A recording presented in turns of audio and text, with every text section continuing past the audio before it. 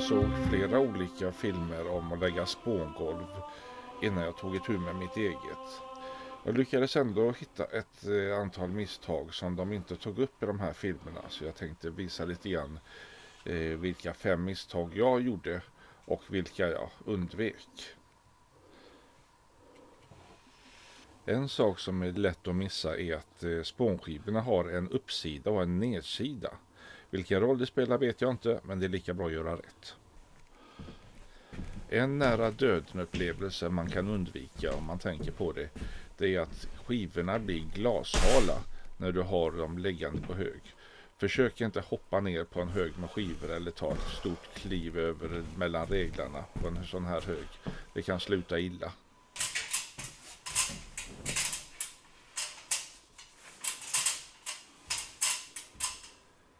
En av de första och viktigaste momenten när man lägger spångolv, det är att få första raden helt spikrak. Om den börjar skeva lite grann åt något håll, så får du ett fel som kommer att fortplanta sig i hela golvet, och du kommer liksom att få kämpa med det varje ny rad du börjar med. Felet följer med hela tiden och du kan inte få bort det. För att få första raden rak så kan man snörslå golvet och framförallt se till att kortsidorna ligger tajt mot varandra. Är de tajta så att de inte glipar någonting, så kommer raden att vara rak. Det gäller bara att justera den i sidled något.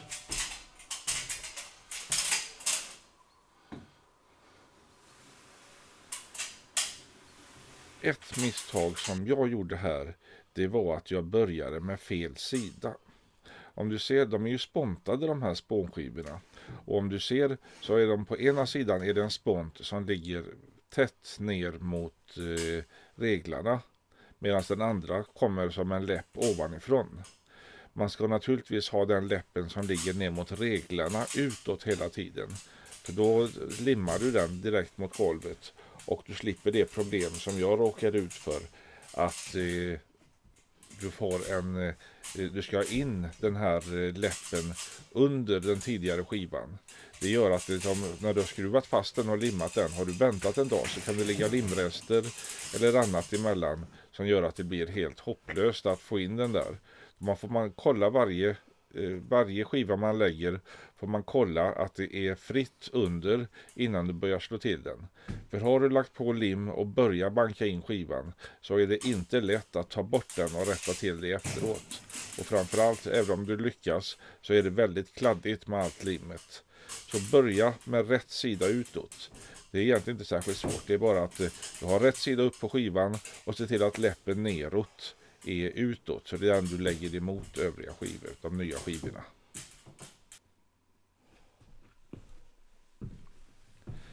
Ett moment jag saknade i de spånskivefilmer jag såg, det var hur man får ihop hörnen. Att lägga en långsida mot en annan långsida, det är bara att trycka till. Det funkar oftast ganska enkelt. Men vad de inte visar, det är hur du gör för att få både långsida och kortsida att bli tajt tillsammans. För proffsen verkar det bara vara att slänga dit skivorna och kanske sparka lite på dem, så hamnar de rätt. Så lätt har det inte gått för mig. Jag har därför tillverkat en baksmälla. Det är så samma funktion som man använder när man lägger sån här...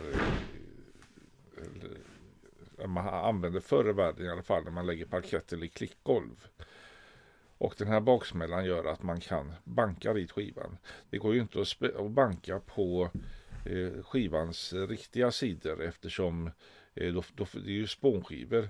Det är väldigt lätt att förstöra kanterna, sponten på de här spånskivorna. Och det får man tänka på även när man hanterar dem. Om du ställer den på kortsidan eller stöter emot, så förstör du direkt den här lilla spånskivesponten.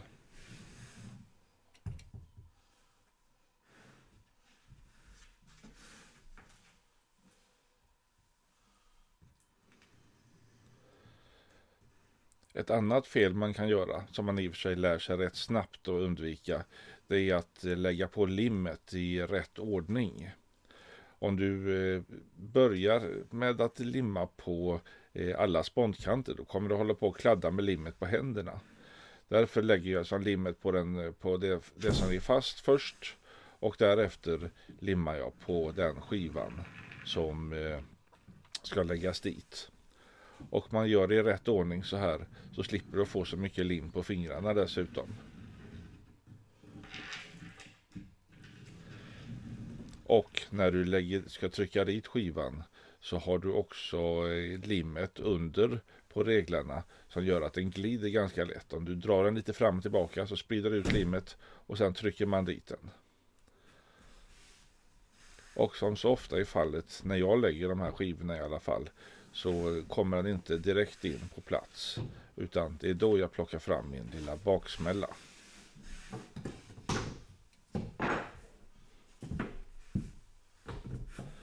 Baksmällan har jag tillverkat av en bit spillvirke från en annan spånskiva. Det vill säga det är motsvarande fals på den som det är på skivan. Och sen har jag skruvat på en bit spånskiva och en kloss för att kunna banka. Man behöver inte ta i sig, man ska inte ta i särskilt hårt, utan det är bara det att du får kraft åt rätt håll. Det är rätt hopplöst att få kraft på rätt håll annars med de här skivorna om du ska försöka med handkraft. Och du kan som sagt inte slå på den rena kanten som den är, eftersom du förstör den.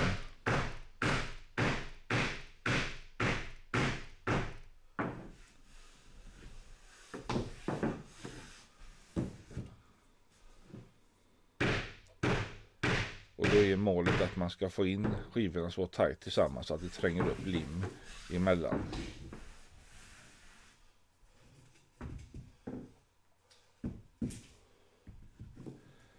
Och slutligen se till att få kortsidan tajt ihop.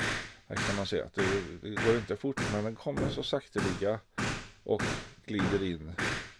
Och sen ser man till slut så börjar limmet tränga upp när den är på plats på riktigt.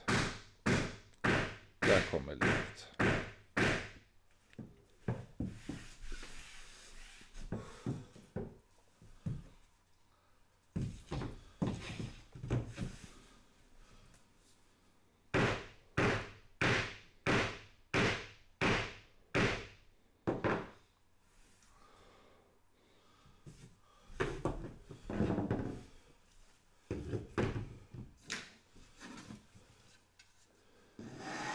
Det är ett misstag man kan göra, som jag har gjort här och tidigare, det är att man inte har en fuktig trasa för att torka bort limmet.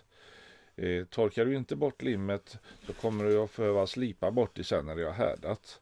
Och gör man som jag gör här, använder en liten träbit för att ta bort limmet, så är det lätt hänt att du vid arbetsdagens slut lämnar träbiten och då är den fastlimmad vid golvet.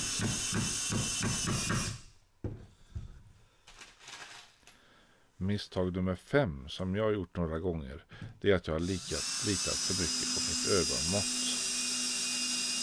Jag skruvar ju fast spånskivorna i reglarna. 3 skruvar i varje regel, utom där du har en skarv. Där ska det vara 4 skruvar i spånskivan på varje regel vid sidan om skarven. Och litar man på ögonmåttet så tror man här är regeln. Och sen visar det sig att när skruven är idragen så snurrar den bara i luften. Och då är det bara att ingen katastrof, utan då ska du inte göra som jag gjorde här. Att gissa att då är det nog regeln på den här sidan.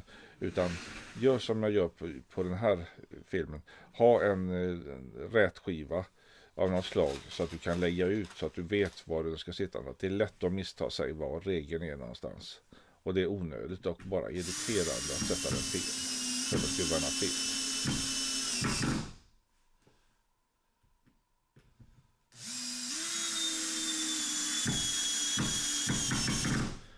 Har du fått ut någonting av den här videon överhuvudtaget, så ge mig gärna en tumme upp, så det är roligare att göra film. Och vill du fortsätta att lära dig av mina misstag, så prenumerera gärna på den här kanalen. Ha det så jättebra, så ses vi snart igen.